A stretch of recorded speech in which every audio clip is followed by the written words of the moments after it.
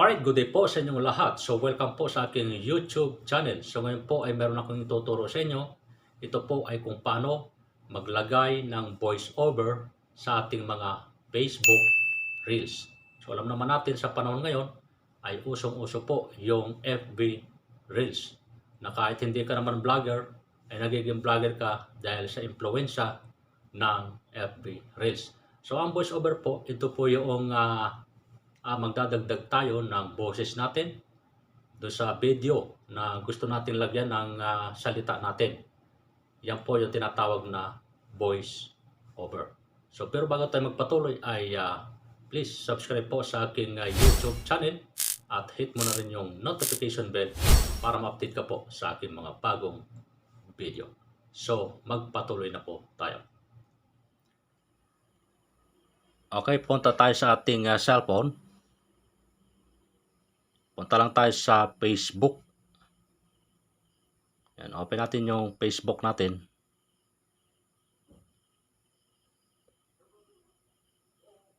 And then yung ating profile.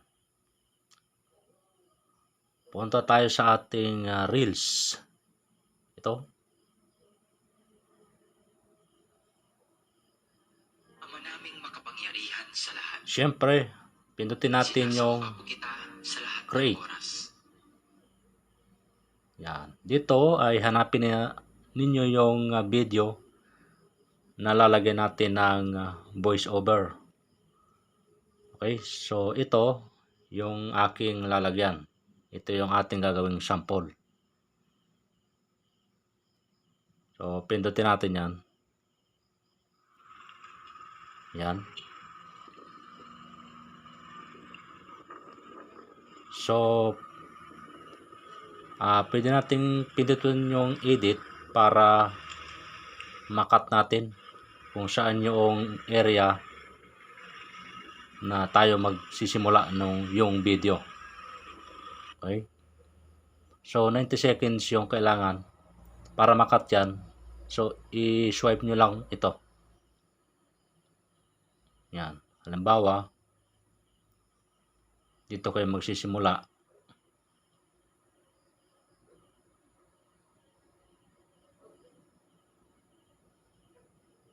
So, ayusin muna natin yung video bago tayo maglagay ng voice over. Ako, halimbawa, yan, dito ako magsisimula. So, nakikita nyo dito yung 77 seconds. So, ang kailangan natin ay 90 seconds. So, lagay natin sa 90. Swipe nyo lang ito. Yan. So, ngayon, para mag 90 seconds yan, ito naman yung isa-swipe natin. Yan. Kung nakikita nyo.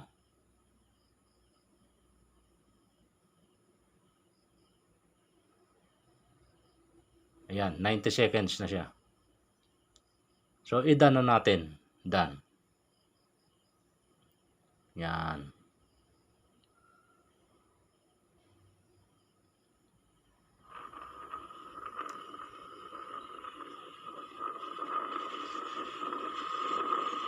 So kung maririnig nyo ay meron siyang original audio. So kung gusto nyo siyang tanggalin ay pindutin natin itong audio. Yan. So para mawala yung audio niya, ito yung ating volume. Pag dinaw natin yan,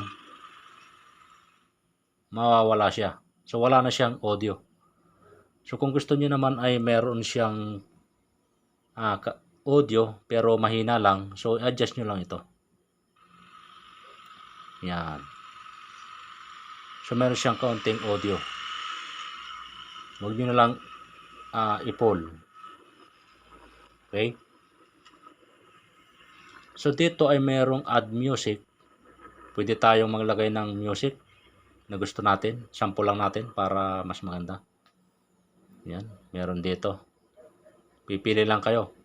Pero kung ayaw nyo yan at gusto nyo ng yung paborito nyong music, so mag-search lang kayo. Sample lang natin. Halimbawa ay uhaw. Ayan, oh. Ito na siya. Play natin. Oh. Di ba? Yun lang.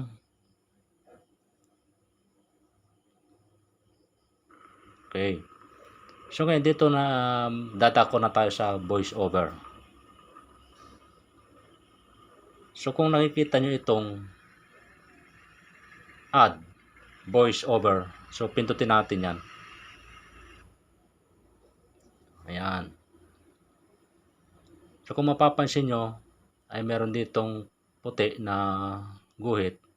So ito yung magiging pattern natin kung saan tayo magsisimula magsalita. Halimbawa, dito adjust natin. Halimbawa, diyan. So nakikita nyo naman dito sa video kung saan na yung lugar at pwede nyong malagyan ng boses ninyo. Yan o. Halimbawa sa umpisa, ilagay nyo yung white nito dito sa umpisa. Kung parte dito sa gitna, ay di go adjust nyo lang. O. Ayan siya. Sample natin halimbawa ay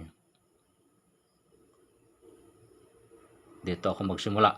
Yan, sa may pulang kotse. Para mag-start yan, ang gawin natin ay pindutin lang natin itong parang mic na ito. One click lang ha, ang gagawin natin. So simulan natin mag voice over. Pindutin natin to. Pindutin natin itong to mic na to. Pag napindot natin yan, magsisimula na tayong magsalita. So dapat naka-ready na yung inyong mga sasabihin. So sample natin. So ayan, kung papapansin nyo, naka-red siya. At dito sa taas ay tumatakbo yung kulay red. So ibig sabihin, gumagana na siya para ma-record yung inyong boses, yung inyong mga sasabihin. O halimbawa, tulad nito, itong sinasabi ko, so nagre-record na po yan. So nagre-record po yan dito sa video. Okay, sampulan natin. O yan. Kung makikita nyo, meron tayong ambulance sa unahan. At wala naman traffic dito sa area na ito. So yan, ngayon, kung tapos na kayo mag voice over, ayaw nyo na, so pindutin nyo na lang ulit itong kulay pula. One click lang din para maputol na siya. So pindutin na natin. So yan, pagkatapos yan ay pindutin natin yung done. So bago ninyo pindutin yung done ay papuntahin nyo muna itong puti dito sa unahan para pag pindot natin doon sa done ay masimulan na agad nating mapakinggan yung ating ginawang voice over. So subukan natin. Done.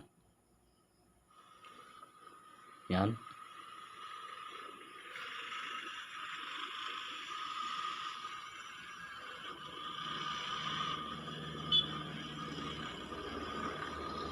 So doon yan sa may pulang kotse, doon natin maririnig yung ating voice over. Ayan. So ayan. Kung mapapansin nyo, naka-red siya.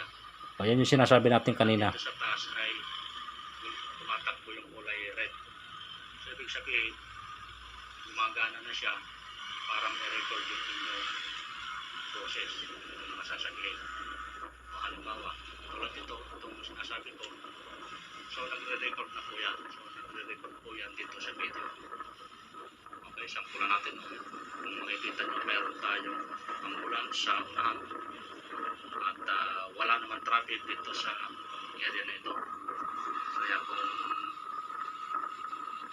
kung tapos na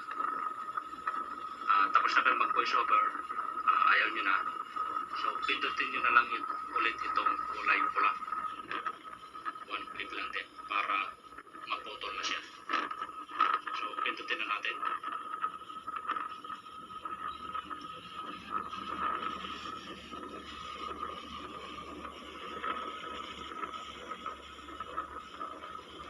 So yun na, okay na siya. Ito, at nagsimula na ulit. So yun lang. Okay na yun. Pwede na natin siyang next para may upload na natin sa ating Facebook. Alright, so yun na nga, tatapos na tayo sa ating tutorial na kung paano maglagay ng voiceover sa ating mga Facebook Reels. So happy earnings po sa inyong lahat. Bye-bye!